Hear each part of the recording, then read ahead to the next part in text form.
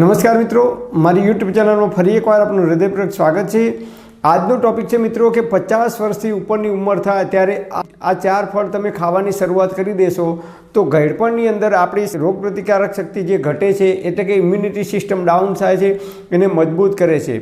ઘડપણની અંદર આપણા શરીરમાં કેલ્શિયમની ઉણપ આવે છે તો કેલ્શિયમની ઉણપ આવતી નથી। ઘડપણની અંદર કબજિયાત જેવી બીમારી થાય છે, વારંવાર ઇન્ફેક્શન લાગવું, વારંવાર અવારનવાર આપણે બીમાર પડીએ છીએ, હાડકાં નબળા પડવા, આ તમામ પ્રકારની બીમારીઓની અંદર આ 4 વસ્તુનો તમે જો નિયમિત ઉપયોગ કરશો, ઘડપણની અંદર જેટલી પણ બીમારીઓ આવે છે મોટા ભાગની બીમારીઓથી આપણે બચી શકીશું। તો કઈ કઈ આ વસ્તુઓ છે? તો નંબર 1 દ્રાક્ષ, જેને આપણે કિસમિસ પણ કહીએ છીએ। તો લીલી દ્રાક્ષ અથવા સૂકી દ્રાક્ષ, જો ઉનાળાની સિઝન હોય તો લીલી દ્રાક્ષ પણ તમે ખાઈ શકો છો, પણ દ્રાક્ષ ખાતી વખતે એક ધ્યાન રાખવાનું, ઉનાળામાં તમે લીલી દ્રાક્ષ ખાઓ ત્યારે ફ્રીજમાં મૂકેલી આપણે ઠંડી ખાવાની નથી। જે લોકો પિત્ત પ્રકૃતિના છે એટલે કે જે લોકોને એસિડિટી થાય છે, હાઇપર એસિડિટી થાય છે, પેટમાં બળતરા થાય છે, છાતીમાં બળતરા થાય છે, એવા લોકોએ ખાટી દ્રાક્ષ હોય એ ખાવાની નથી। મીઠી દ્રાક્ષ આવે છે એટલે કે જે ગળપણવાળી દ્રાક્ષ આવે છે એવી દ્રાક્ષ ખાઈ શકે છે।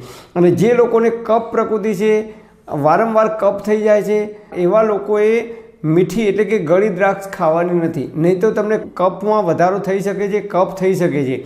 તો ગળી દ્રાક્ષ તમે જો ખાશો તો એ કફ વધારનારી છે, અને ખાટી દ્રાક્ષ ખાશો તો એ પિત્ત વધારનારી છે।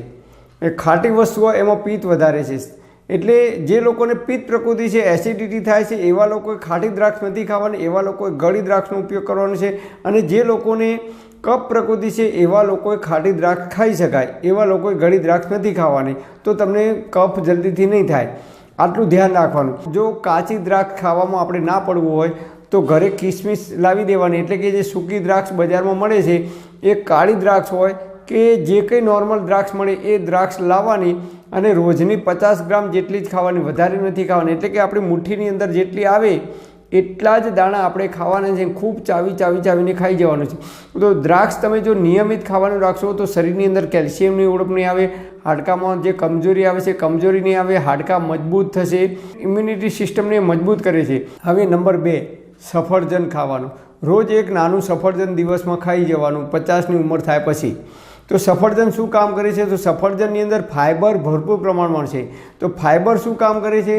તો એક તો જલ્દીથી ભૂખ લાગવા દેતું નથી, એટલે તમે એક સફરજન ખાશો તો જલ્દીથી ભૂખ નહીં લાગે 4 કે 5 કલાક સુધી। જે લોકોને શરીરમાં વજન વધારે છે, ચરબી વધારે છે, એવા લોકો જો 50 વર્ષથી ઉંમર થાય પછી એક સફરજન ખાવાનું રાખશો તો તમારા શરીરમાં ઓટોમેટિક વજન છે ધીમે ધીમે ઓછું કરવામાં મદદરૂપ થાય છે। અને સફરજનની અંદર ફાઇબર ભરપૂર છે, તો ફાઇબર છે એ આપણા શરીરની અંદર સફાઈ કામદારનું કામ કરે છે।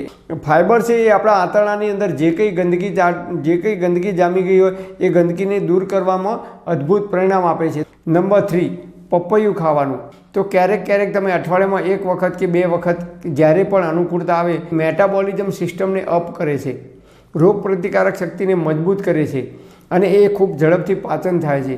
એટલે શરીરમાં એસિડિટી થતી હોય તો એવા લોકોએ પણ એનો ઉપયોગ કરવો જોઈએ, તો એસિડિટી તમારી શાંત થાય છે અને પ્રવાહી હોવાથી ખૂબ ઝડપથી એનું પાચન થાય છે। નંબર 4 લીંબુ, વિટામિન C થી ભરપૂર છે, એટલે પાછલી જિંદગીમાં 50 વર્ષથી ઉપરની ઉંમર થાય એટલે આપણા શરીરમાં રોગ પ્રતિકારક શક્તિ ધીમે ધીમે ડાઉન થવા લાગે છે।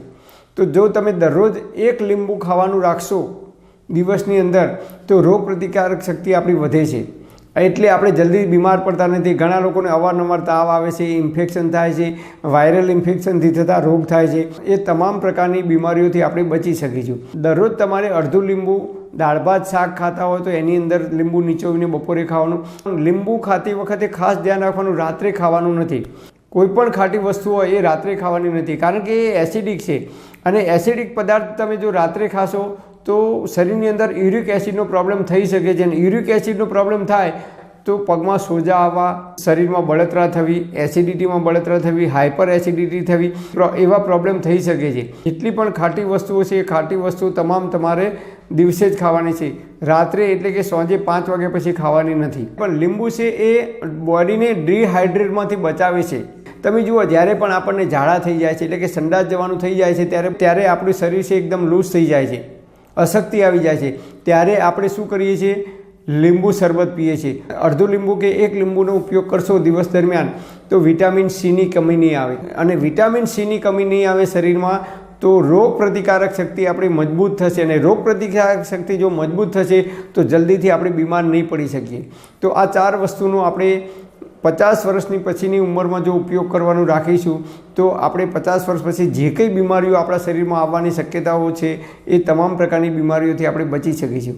પણ હા મિત્રો, તમારે કોઈ ડૉક્ટરની કે વૈદ્યની દવા ચાલતી હોય તો નિષ્ણાત વૈદ્યની કે ડૉક્ટરની સલાહ લીધા પછી જ આ વસ્તુનો ઉપયોગ કરવા માટે વિનંતી. પરમપિતા પરમાત્મા આપ સર્વેને તંદુરસ્ત અને નિરોગી રાખે એવી હૃદયપૂર્વક મારી પ્રાર્થના. Thanks for watching my video. Thank you.